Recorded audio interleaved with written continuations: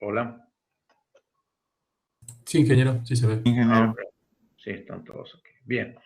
Aquí tenemos un cuerpo, un elemento plano, sometido a una serie de fuerzas exteriores. Ese cuerpo se deforma y en su interior cambia su estado tensional, se generan tensiones normales y tensiones de corte, y a su vez deformaciones por las tensiones normales y distorsiones por las tensiones de corte. Ahora bien, si nosotros en este esquema tomamos la parte izquierda y tenemos las fuerzas a su vez se convierten en tensiones, y para hacer un análisis desde este punto de vista necesitamos ecuaciones de equilibrio, que ustedes ya han visto esa manera de hacer análisis estructurales. En cambio, por otro lado, si tomamos los desplazamientos, este delta que está en la figura, esos desplazamientos generan deformaciones específicas, y para hacer el análisis necesitamos las ecuaciones de compatibilidad geométrica. Ahora bien, la relación entre las tensiones y deformaciones es lo que marca las propiedades de los materiales, es lo que se conoce como las ecuaciones constitutivas, y es lo que marca la diferencia de comportamiento de los diferentes materiales. Aquí, en la relación tensión-deformación, va a estar la diferencia entre el comportamiento entre la madera, el hormigón, los metales, el suelo, y si estamos hablando de comportamientos elásticos, comportamientos plásticos, viscosos, etc.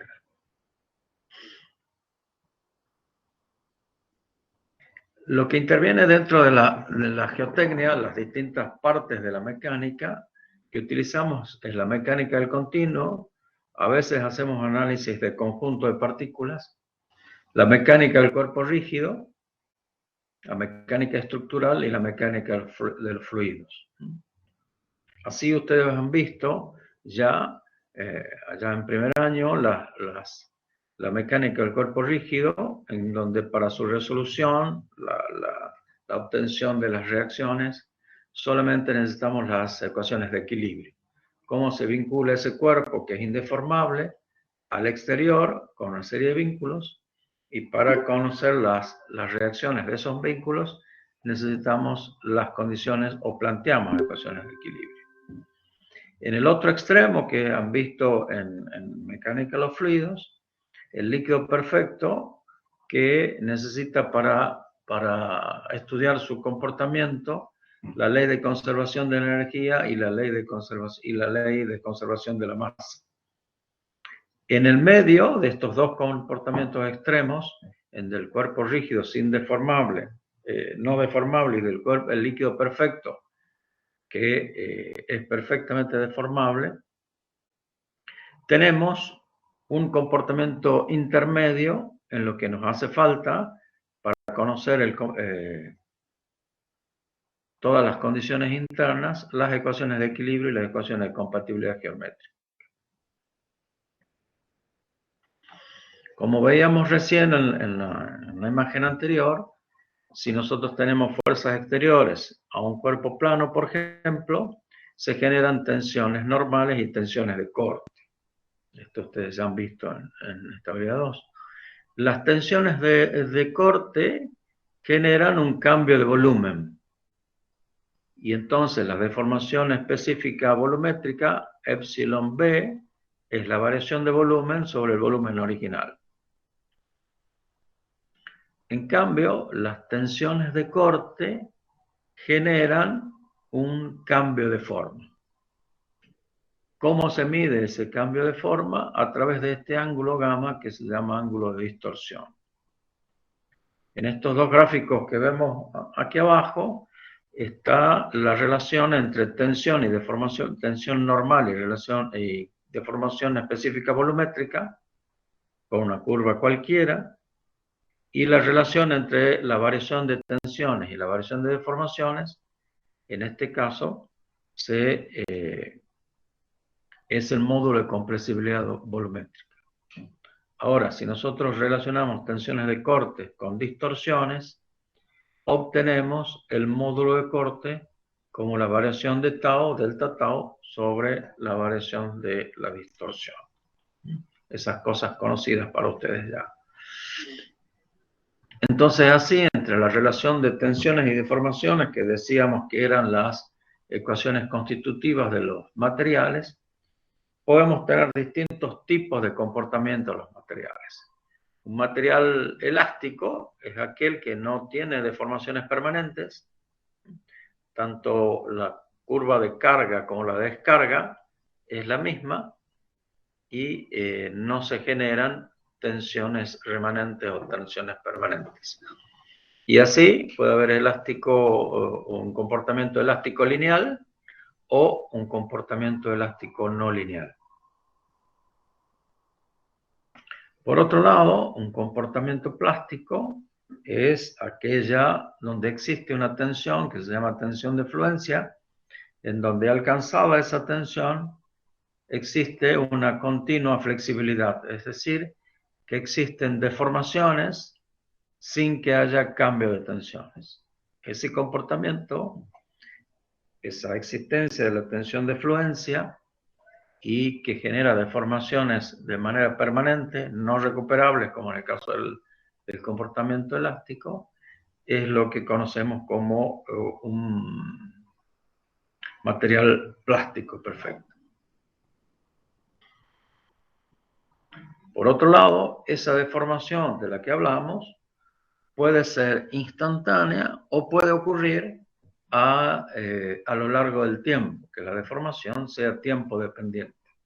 En tal caso, ese material va a tener un comportamiento también viscoso. Entonces, eso se mide a través de un coeficiente que relaciona la tensión con la variación de la deformación a lo largo del tiempo. Es esta ecuación que está aquí. En el caso del comportamiento viscoso tenemos dos comportamientos conocidos.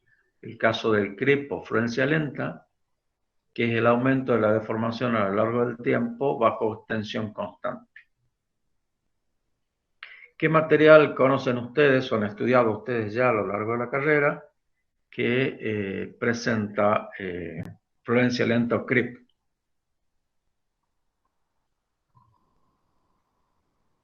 Si alguno me contesta, estaría bueno. Hola. ¿El acero puede ser, ingeniero? No, justamente el acero no puede ser. ¿Qué otro material que ustedes han estudiado ya tiene fluencia lenta o presenta creep? El hormigón, ingeniero. ¿El hormigón? El hormigón, exactamente. Y relajación es la pérdida de la tensión en el tiempo cuando tenemos una deformación constante.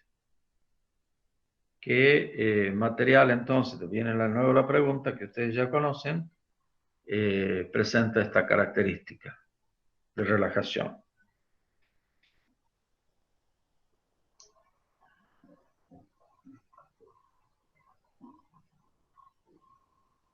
Son los aceros. Por eso uno puede comprar o pedir que se fabriquen aceros de baja relajación, que son los que se utilizan para la fabricación del hormigón pretensado. O sea que fluencia lenta presenta el hormigón y relajación los aceros, el común de construcción, el acero ADN. Entonces, de estos dos comportamientos, el plástico y el elástico, como teóricos, hay algunas combinaciones que están dibujadas aquí, como este comportamiento rígido perfectamente plástico, que este modelo que utilizamos en algunas partes de la mecánica de los suelos, elastoplástico, o un comportamiento como que tiene las arenas sueltas o las arcillas blandas, o este que está aquí abajo a la derecha, las que tienen las arenas densas y arcillas compactas con una tensión pico máxima, y después, cuando aumenta la deformación, esa tensión disminuye a una tensión residual a largo plazo o con grandes deformaciones. Y también puede haber la combinación de la deformación tiempo dependiente. O sea, puede haber comportamientos viscoelásticos o viscoplásticos.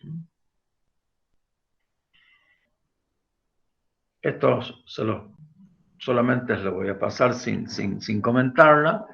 Algo de las relaciones que les pido que las repasen, las constantes elásticas que han visto en estabilidad 2, módulo de Young, módulo de corte, módulo volumétrico y relación de Poisson.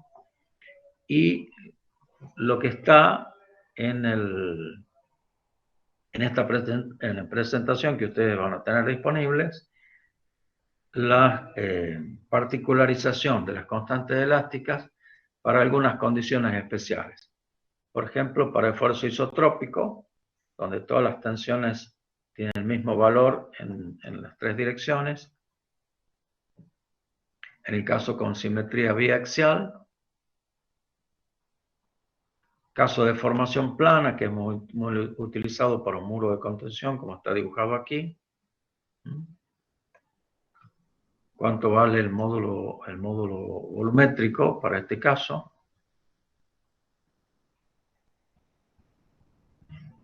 El caso de compresión unidimensional confinada, que es un ensayo que vamos a ver importante dentro de la mecánica del suelo, ensayo de laboratorio, ensayo isométrico. Para el caso de compresión unidimensional no confinada, eso repásenlo. Esfuerzo de corte puro. ¿Cuáles son las constantes elásticas? Vamos a repasar algunos conceptos de plasticidad que ustedes han visto en estabilidad 2. Hemos dicho que en el caso de un material elástico, o plástico, perdón, teníamos una tensión, que es la tensión de fluencia, que alcanzado este valor, ese material presenta una continua flexibilidad. En el caso de un análisis unidireccional, ustedes acuérdense la curva de tensión de formación del acero, que llega a una cierta, primero tiene un comportamiento elástico, después llega a un comportamiento, una tensión de fluencia, la tensión de fluencia del acero, y después a la tensión de rotura. Eso es cuando hacemos el análisis en una sola dirección. Alcanzamos un valor de fluencia determinado. Ahora, si hacemos un análisis plano, como el que está dibujado aquí, donde tenemos tensión sigma X y sigma Y, si graficamos la relación entre sigma X y sigma Y, podemos encontrar una curva, que es la envolvente de falla, o la curva donde se alcanza ese valor de fluencia, y ese valor de tensión de fluencia puede ser la combinación de dos valores de sigma X de fluencia o sigma Y de fluencia. En el caso del acero, que hacíamos un análisis unidimensional, sigma X es igual a 0 y el valor de fluencia único para el acero, en este caso sería el sigma Y de fluencia. Es solo hacer un análisis similar al que ustedes ya conocen en dos direcciones.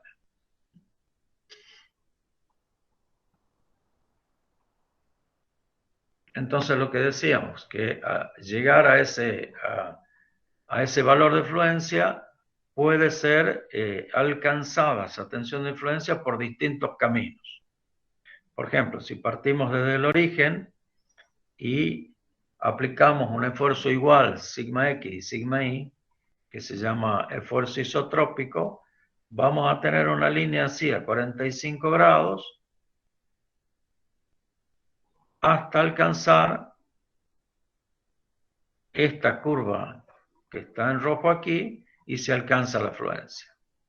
Pero esa afluencia puede alcanzarse, por ejemplo, si en el comienzo tenemos sigma x igual a 0, vamos aumentando sigma y, entonces vamos por esta línea horizontal hasta un cierto punto, y de ahí mantenemos constante sigma y aumentamos sigma x, y podemos llegar al mismo valor de fluencia.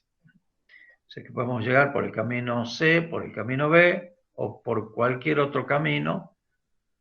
Lo cierto es que cuando la relación entre tensión sigma x y sigma y es tal que se toca esta curva de falla o curva de fluencia, se alcanza ese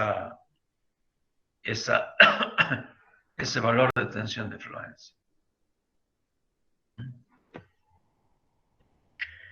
Hay un comportamiento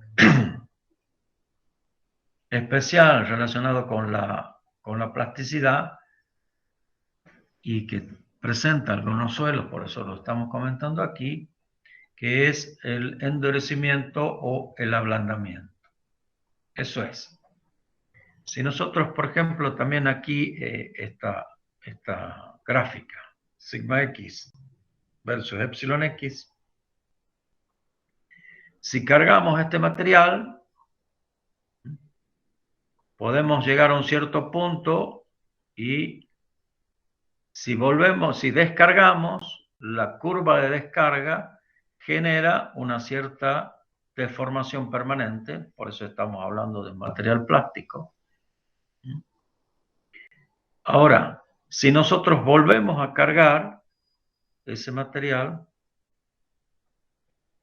material alcanza una tensión de fluencia superior a la que alcanzaría o hubiera alcanzado en la primera carga.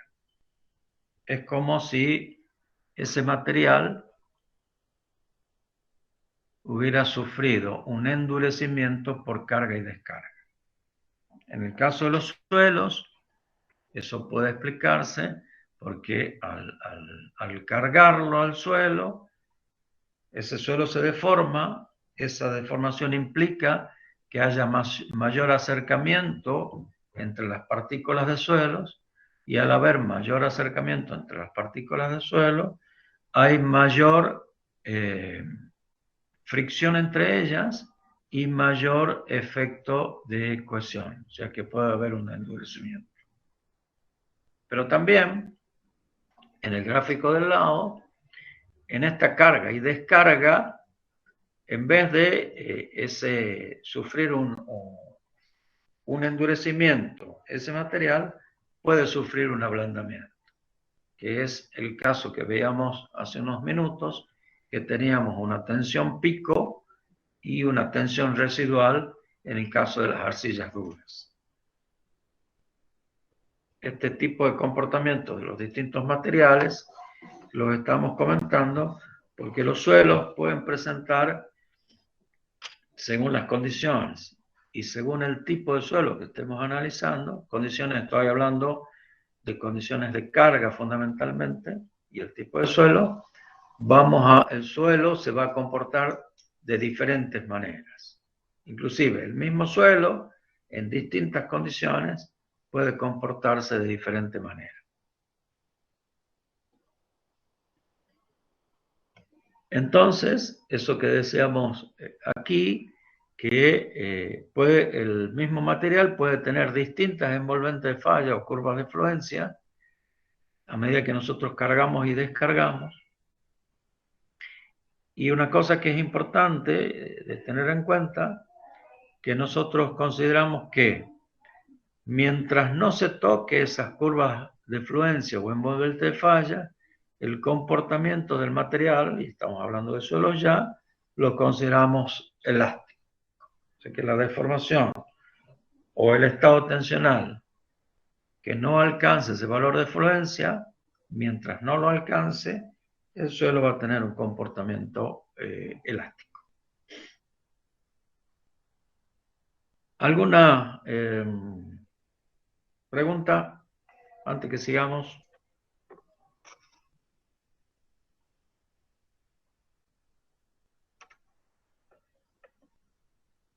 Hola.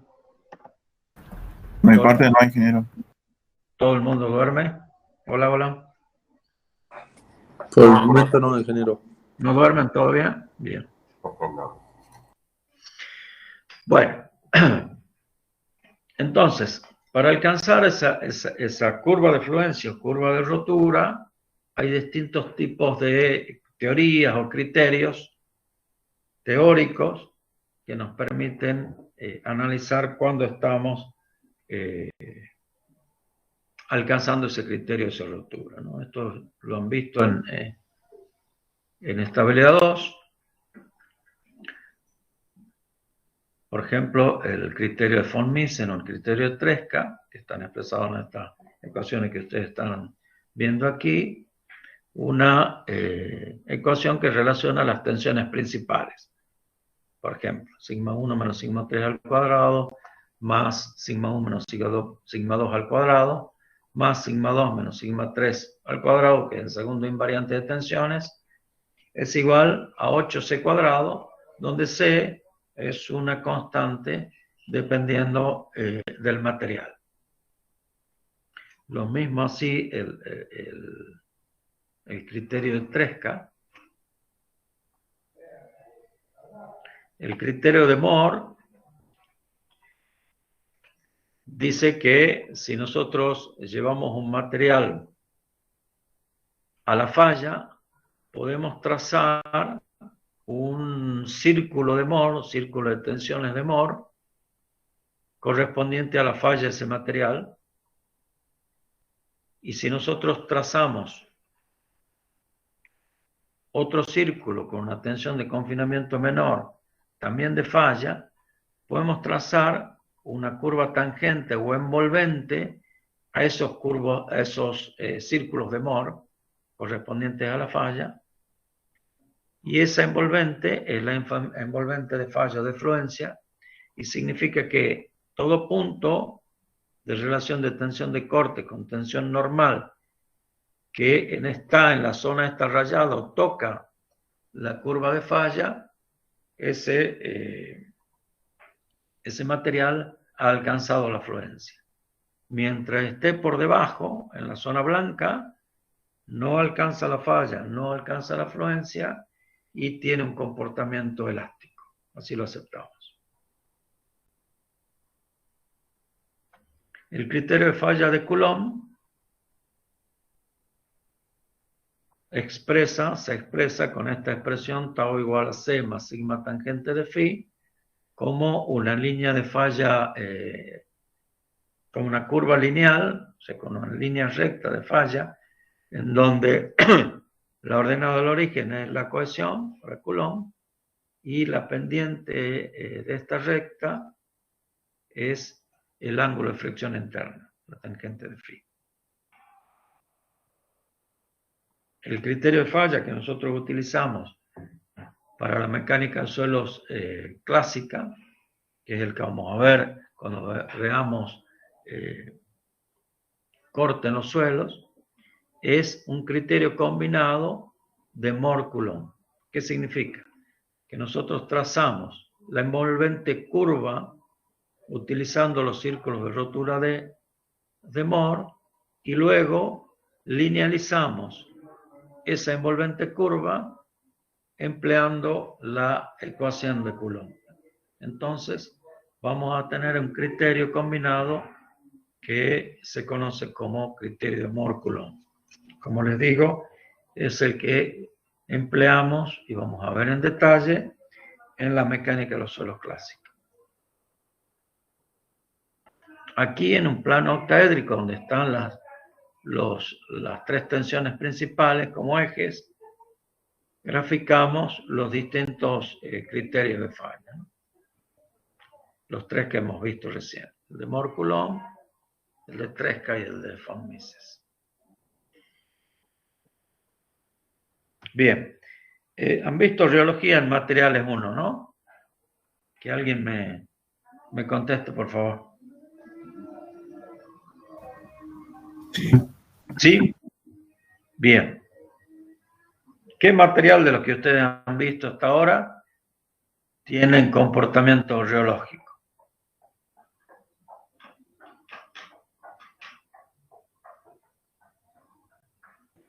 El asfalto.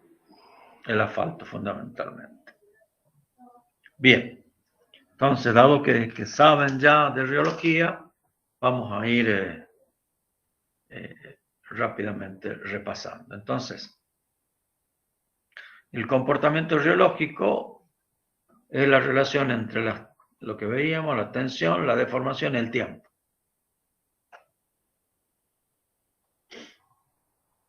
Para poder estudiar, aplicamos algunos modelos riológicos simples, como el resorte a través de la constante E, un amortiguador a través de la constante de amortiguación eta, o el rozamiento de los sólidos a través del coeficiente de rozamiento.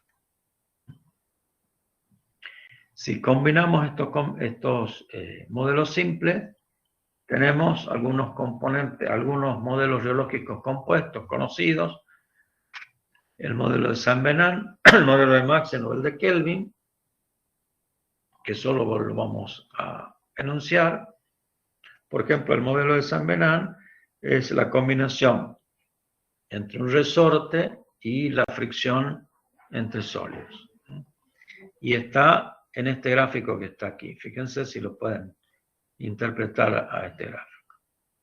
Este gráfico es un gráfico tridimensional donde tiene tensión y deformación en un plano y en un eje perpendicular el tiempo. Si nosotros no consideráramos el tiempo, aquí tendríamos, fíjense dónde va el cursor, teníamos un comportamiento elastoplástico. Una recta que sube y después una horizontal. Pero esa deformación plástica puede producirse no instantáneamente, sino a lo largo del tiempo. Y ahora ya aparece el tercer eje y va, en vez de ir aquí en este plano, va por esta recta por donde va el cursor.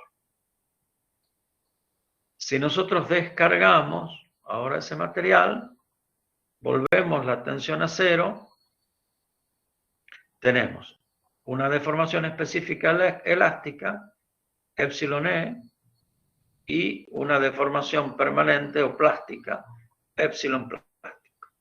¿Se entiende este gráfico, no? Sí, ingeniero. Bien. El modelo de Maxwell, que es la combinación de un amortiguador y un resorte, lo que dice, como están en línea, dice que la deformación específica total es la deformación específica elástica del resorte más la deformación viscosa debido al amortiguador. De ahí, haciendo esa deducción que está aquí, ahí no lo vamos a ver en detalle. Llegamos a la expresión de que la tensión aquí al final es igual a la tensión original, sigma 0, por E a elevado a la menos T sobre T0.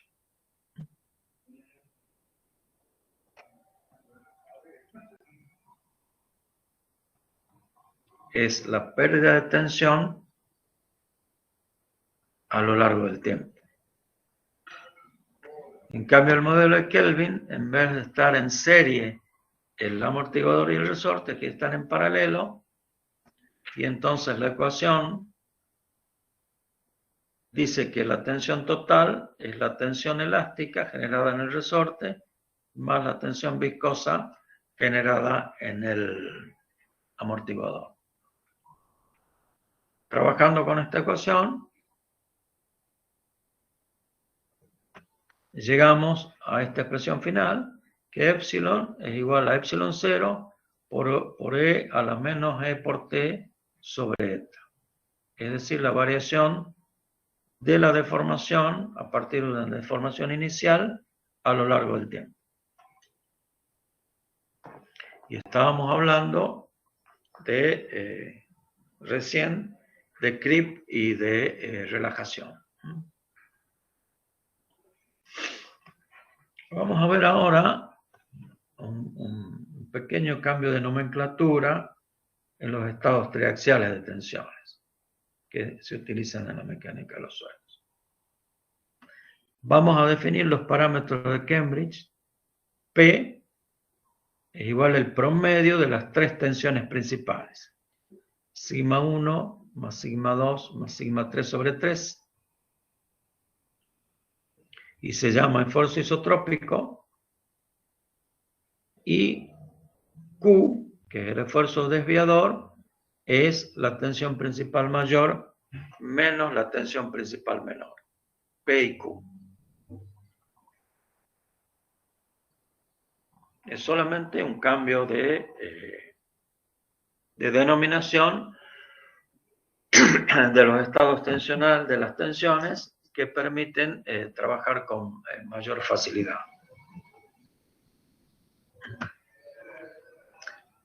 Acuérdense que nosotros decíamos que allá a las 8:05 de la mañana, que la ecuación constitutiva era la relación tensión-deformación. Aquí está expresada la relación tensión-deformación en forma matricial. Aquí hay un error, ¿no? En vez de delta Q, debería ser delta P y delta Q, la relación de tensiones con respecto a deformaciones. Y tenemos en esta matriz, S11, por ejemplo, es 3G, 3 veces el módulo de corte, y S22, como la diagonal principal, como el módulo de corte. Todas estas cosas ustedes ya saben, solamente estamos repasando, con otro tipo de nomenclatura.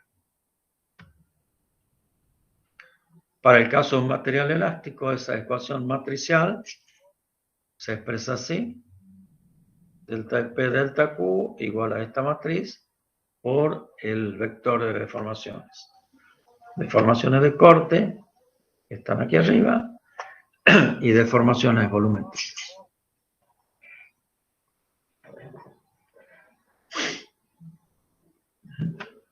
En el caso del estado triaxial, si ahora graficamos, en vez de tensión sigma X, graficamos en función de la nueva nomenclatura que nosotros hemos analizado, P y Q,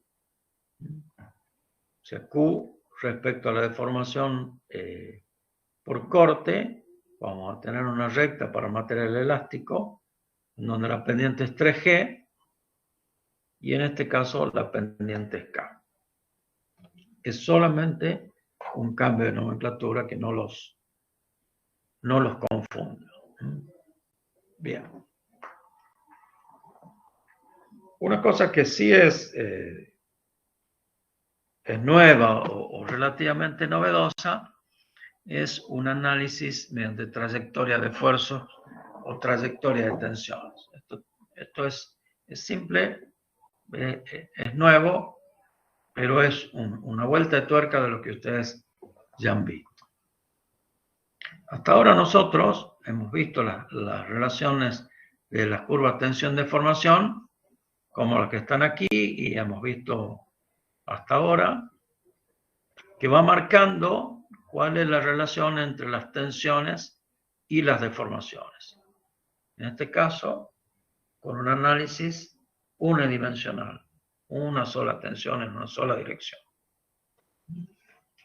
En esto no hay nada nuevo.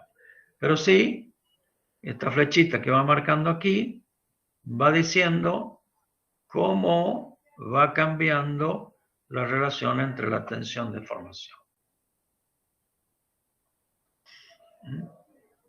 Eso es lo que hemos visto ya. Ahora, aquí le aplicamos un poquito le ponemos un poquito de picante ya. Supongamos que nosotros, en vez de hacer un análisis en una dirección, hacemos un análisis plano. y graficamos los estados tensionales en este espacio donde está sigma 1 y sigma 3 y sigma prima 1 y sigma prima 3. Acuérdense que sigma 1 era la tensión total en la dirección 1 y sigma 1 o sigma prima 1 era la tensión efectiva. Y acuérdense que la tensión total era igual a la tensión efectiva más la presión neutra. Y lo mismo para sigma 3. Sigma 3 tensión total, sigma prima 3 es la tensión efectiva 3. Bien. Supongamos que estamos aquí en el origen. Y aplicamos un esfuerzo isotrópico, es decir, vamos aumentando sigma 1 y sigma 3 en la misma proporción. Entonces vamos a tener una recta a 45 grados hasta ese punto que está ahí. Luego, mantenemos constante sigma 3 y aumentamos sigma 1. Desde este punto, tenemos dos maneras de crecer. En esta recta vertical, en donde mantenemos constante sigma 3 y aumentamos sigma 1, y estamos representando las tensiones totales. Ahora, si nosotros queremos representar las tensiones efectivas, a esta tensión total le tenemos que restar la presión de poros. Como la presión de poros es la misma en todas las direcciones, restamos U sub 1 en este eje y U sub 1 en este eje. O sea que de esta tensión total, de este punto, pasamos aquí, que ya representamos sigma prima 1 y sigma prima 3. O sea, sigma 1 menos mu y sigma 3 menos mu. O sea que tenemos una trayectoria de tensiones en tensiones totales y en tensiones efectivas. ¿Sí?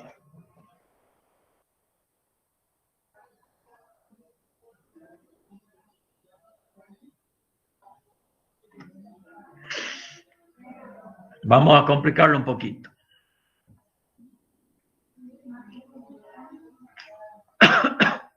Esto que está dibujado en colorado aquí son distintos círculos de Mohr. Partiendo de un círculo de Mohr inicial, este chico que está aquí, igual que recién, mantenemos constante la tensión sigma 3 y vamos aumentando la tensión sigma 1 y vamos obteniendo distintos círculos de Mohr. ¿Hasta cuándo aumentamos el sigma 1? Hasta que ese círculo es tangente a la envolvente de falla y se produce la rotura del material. ¿Cuál envolvente de falla? Es la de la recta del criterio de Mohr-Coulomb. Ahora bien, estos círculos de Mohr representan distintos estados tensionales a que es sometido ese material hasta alcanzar la falla. Entonces la propuesta es, en vez de dibujar cada vez los distintos círculos de falla,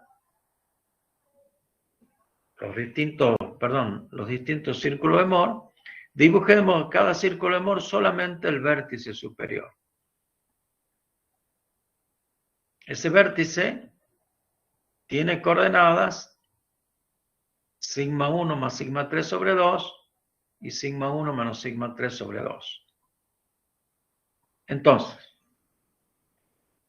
esa misma variación de tensiones, de estados tensionales, distintos estados tensionales o trayectoria de esfuerzo que ha sido sometido a ese material, en vez de representarla con distintos círculos de Moore, la representamos con distintos puntos.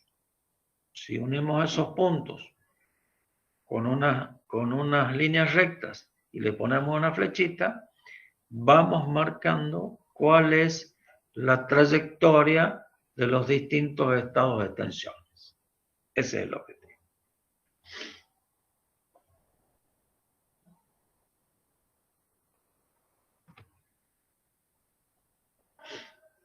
Bien. Veamos este gráfico que está aquí. Vamos a hacer una representación. Volvemos al anterior. En este mismo estado, en estos mismos ejes, en este mismo plano, T' y S'. ¿Dónde? S' es sigma prima 1 más sigma prima 3 sobre 2 y T' sigma prima 1 más sigma prima 3 sobre 2. Bien. Tenemos ese espacio. Nosotros vamos a partir de el origen. ¿Sí? Para partir del origen hasta llegar al punto C, quiere decir que mantenemos T' igual a 0. Si nosotros hacemos T' igual a 0 aquí, significa que sigma prima 1 es igual a sigma prima 3. ¿Sí? ¿Me siguen, no?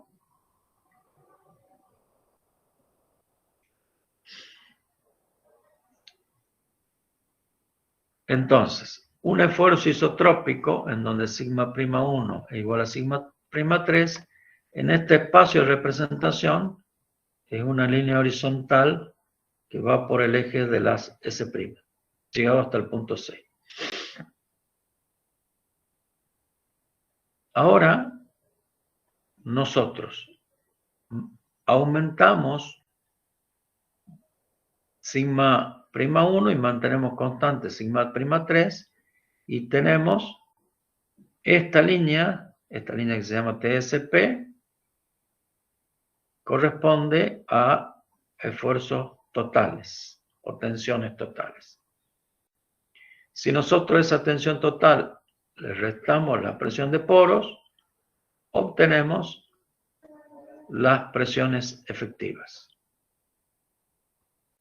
Estamos hablando siempre de lo mismo, nada más que vamos cambiando la manera de representar. ¿Para qué? ¿Para qué nos metemos en tanto lío, dirán ustedes? Nosotros queremos saber si, por ejemplo, en este gráfico que está aquí a la izquierda, tenemos una excavación para construir un edificio, esta es la base de un edificio, y este valor de delta de sigma es el peso de un edificio de 15 pisos. Entonces nosotros queremos saber si tomamos un punto cualquiera por debajo, dentro de la masa del suelo obviamente, por debajo del área cargada correspondiente a ese edificio, queremos saber cuánto ese edificio se acerca a la falla o a la línea de falla. Entonces, partimos de un punto C, de un estado tensional cualquiera, de un punto bajo superficie cargada. Tenemos esta línea celeste, que es la línea de falla, y este punto que está aquí, el SU, al estar más cerca de la línea de falla, es una situación más comprometida que el valor SD.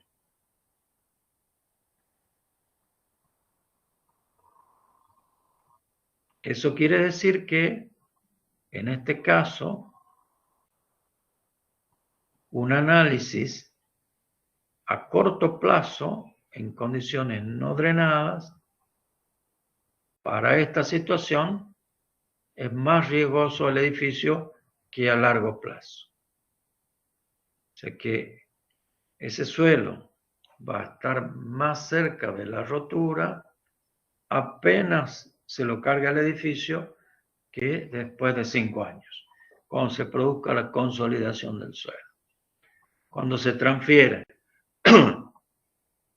la tensión total a tensión efectiva. En el caso de una excavación, que es el esquema que está aquí, nosotros también queremos saber cómo cambia el estado tensional de ese punto al producirse una excavación y cuán cerca va a estar de la rotura para ver si esa excavación es segura o no. Entonces, volvemos a partir de un punto C, de un estado de tensiones original de ese punto que está ahí, y nosotros descargamos, o sea que aplicamos una variación de tensiones horizontales aquí por el costado y tenemos esta curva de descarga a corto plazo y a largo plazo, por un efecto de succión, vamos a hacer la transferencia de esa presión neutra a presión efectiva y en este caso de la excavación, a largo plazo va a haber más riesgo que a corto plazo. Entonces, ¿de qué nos sirve hacer un análisis de tensiones? Primero, poder analizar los distintos cambios de tensiones que va a tener un suelo por efecto de una obra. Supongamos en una obra tradicional, en una obra común, nosotros vamos a tener estos dos estados de carga. Para hacer un edificio, primero hacemos la excavación para poder construir las bases y después vamos a poner la carga del edificio. Pero la carga del edificio no se produce una sola vez, sino se va produciendo por etapas. Entonces nosotros podemos graficar cómo van los distintos estados tensionales a lo largo de las distintas etapas de la obra. Y poder ver cuáles son de esas etapas de la obra las que más se acercan a la rotura del suelo y con qué seguridad contamos. Entonces, este análisis permite de una manera gráfica o simple hacer ese análisis, valga la redundancia, de los distintos estados por los que va a pasar el suelo a lo largo de la obra. Entonces, y para una última complicación, en vez de hacer una trayectoria de tensiones en un estado unidireccional, como veíamos al comienzo, en un estado plano, como veíamos recién, lo podemos hacer para las tres direcciones con esta nomenclatura de P y Q. Acuérdense que P era el promedio de las tres tensiones principales, el esfuerzo isotrópico, y Q es el esfuerzo desviador, era la sigma 1 menos sigma 3.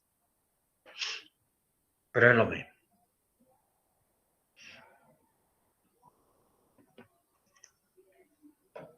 Entonces, como ejercicio, por ejemplo, en el estado P y Q, partiendo de cualquier punto, nosotros podemos tener distintas trayectorias de tensiones. Por ejemplo, la trayectoria A es haciendo crecer delta de sigma H igual a delta de sigma B, esta línea A, o cualquiera de estas trayectorias que ustedes la tienen que analizar con detalle, hacer ejercicios para poder comprenderlas bien, ¿no? Es muy simple, pero hay que tener una cierta gimnasia. Y aquí algunas.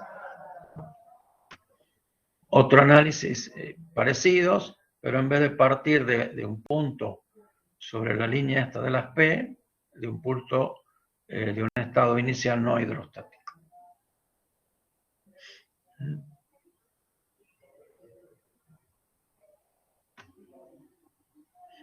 Y aquí, en este espacio P y Q, algunas líneas que son características, que la vamos a ir, ustedes las van a ir comprendiendo a la medida que vayamos avanzando en el curso. Esta es la línea de falla, la línea última, cada falla por compresión, la falla por extensión,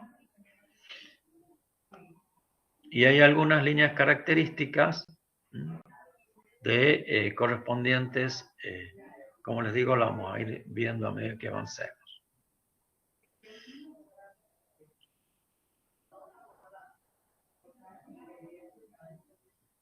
Bien, eso se los dejo para que ustedes lo analicen, lo vean, es muy simple. Bueno, con esto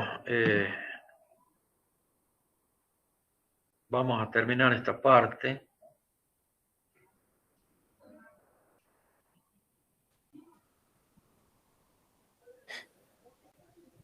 ¿Están todavía ahí? Sí, ingeniero. Bien. Necesito que ustedes me digan si tienen alguna duda, algún comentario, alguna cosa que ustedes no hayan visto todavía, salvo esta última parte que es la de trayectoria de tensiones, ¿no? Ingeniero, Señor. hay unos diagramas que usted explicó de la trayectoria de esfuerzo. Cuando usted explica que cuando se elimina o se quita la presión de poro, ¿por qué varía así cuadráticamente o de forma no lineal cuando se quita la presión como U, digamos? ¿Por qué una curva es recta en presiones totales y en otra es curva, ¿no? Claro, Esa si ustedes hay que hacerla, se la hacen punto a punto, eso va a dar necesariamente una curva, pero cuando ustedes vean la teoría de la consolidación, se van a dar cuenta ahí de la curvatura de esa línea, ¿no? Así que por ahora acéptenla que es una curva, para que ustedes bien, gracias. comprendan exactamente cuando vean creo que en la bolilla 7, la teoría de la consolidación, ahí van a comprender bien por qué eso es una curva, es la transferencia del fenómeno doble que se da. Acuérdense que cuando nosotros cargamos un suelo, en el tiempo t igual a 0, apenas cargamos, y mientras no se permite el drenaje, esa carga total exterior la toma la presión de poros. A la medida que esa presión de poros va disminuyendo, esa presión total va transfiriendo, se va haciendo tensión efectiva. Y esa transferencia de presión de poro a presión efectivas es la que permite la deformación. Y la deformación es la variación del volumen de vacíos del suelo. Todo este fenómeno doble de transferencia de tensión neutra, tensión efectiva y de disminución del volumen de vacíos se analiza en la teoría de consolidación. Y ahí van a tener la explicación por qué esa línea es curva y no es recta. Pero conceptualmente es eso. Gracias, ingeniero. ¿Algo más?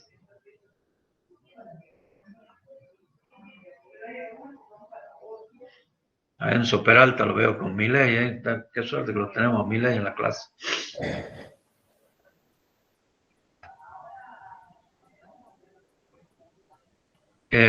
Bueno, Abel, ¿estás ahí todavía? Sí, estaba Bien.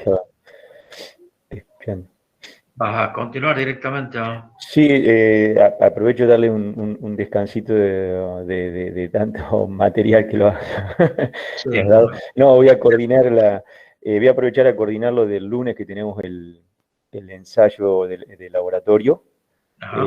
Voy a aprovechar como para que ellos relajen un poquito y luego retomo la clase, pero aprovecho unos minutos y y coordinamos un poco el tema de lo que es el laboratorio, que va a ser presencial, y coordinar también con los chicos que están fuera. Quiero verificar bien con cuáles son los chicos que están fuera para luego tener un número acabado de chicos que van a hacer la parte del ensayo en lo presencial, digamos, ¿no? Bien, bien. Ok. Así Bueno, bueno, adiós, suerte. Adiós. bárbaro, gracias, Sergio. Nos estamos viendo. Bueno, chicos, buen día. Como recién les decía, bueno, yo soy Abel Jacinto, creo que todavía no hemos visto, no, tampoco me ven porque no tengo cámara. Entonces, tomamos unos minutitos para que, digamos, de paso no lo seguimos bombardeando. Y sí quiero coordinar con ustedes. Yo tengo una determinada cantidad de alumnos inscritos. ¿Me están escuchando bien, no? Disculpen. Creo que sí, ¿no? Sí, ingeniero. Sí, sí, ingeniero. Bien, como ustedes saben, hubo un pequeño, quizá eso le llamó un poquitito la atención, hubo un pequeño cambio en el cronograma. Teníamos previsto el miércoles de la semana que viene el ensayo de permeabilidad a carga variable. Dado que el miércoles tienen 4 horas y significaba, a ver, les comento, la idea es ese ensayo de permeabilidad hacerlo presencial, es decir, que asistan a la facultad y por grupos, y entonces lo vamos a desarrollar como hacíamos en los años, como veníamos haciendo hasta que empezó esto de la pandemia. Entonces, la idea es la siguiente: el miércoles ustedes tienen clase larga y se iba a complicar para que estuviesen ahí, después conectarse para lo que sigue de la clase. Estaba previsto el ensayo en las 2 primeras horas. Entonces lo que hemos propuesto, o lo que hablé yo con los otros profesores, era el ensayo hacerlo el día lunes que viene, que es, ya está el cronograma modificado en la página web, lo van a poder ver, pero no es gran cosa, es simplemente el día lunes que viene, que es lunes 13, en el horario de 4 a 6 vamos a hacer el laboratorio. La modalidad, ¿qué es lo que vamos a hacer? Bueno, primero yo, como les decía, tengo en total una determinada cantidad de alumnos, que son 55 alumnos lo que tengo hasta el momento, o lo que me figuran en una lista que tenemos como de preinscripto, no llamarlo ni preinscripto, sino los alumnos que han manifestado que van a participar en la asignatura. Todavía no tenemos la inscripción oficial. Y si ustedes recuerdan, cuando llenaban la planilla esa, se les solicitaba que indicaran si estaban afuera de Tucumán. De esos tengo 16 alumnos, ¿sí? Entonces eso me da un total de 39 alumnos que están en Tucumán y que entendemos podrían asistir al ensayo. Y eso en principio tengo pensado dividirlos en 3 grupos. La idea es, vamos a sacar, el equipo que usamos es muy pequeño, no tiene dificultades de movilidad ni nada, entonces lo vamos a poner en la galería, en una mesa, para que ustedes puedan apreciar cómo funciona el ensayo. El año pasado lo hicimos con un video, pero bueno, este año consideramos que dadas las circunstancias y están habilitadas ciertas actividades, podemos hacerlo presencial. Bien, entonces con estas 39 personas yo ya voy a organizar para hacer los grupos. Empezaríamos con un grupo a las 4, el otro los vamos a citar para que estén alrededor de las 5 menos cuarto, y el otro a las 5 y media, ¿sí? De suerte que, sí, ya sé, sí, ya voy a ir exactamente con los que están afuera. Quiero completar la idea, dame un segundito.